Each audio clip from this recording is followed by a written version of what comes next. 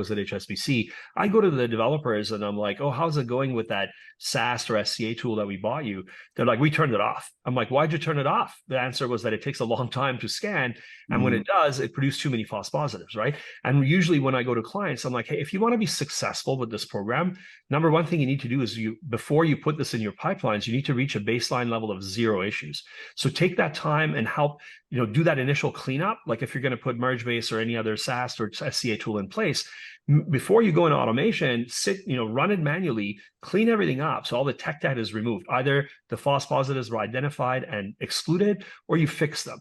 Now you've got a baseline of 0 issues. Now you can put it in the development pipeline. So if tomorrow someone introduces a new vulnerability and I do a pull request, hey, that's on me. I just checked in a new piece of code. It had a vulnerability. That one issue that's found, that's something I got to fix, right? As opposed to how most companies are doing it. They just buy the tool, they put it in, and then it just keeps reporting all the tech debt. So every time the developer does a pull request, they're getting 200 issues reported and they just will stop using that tool, right?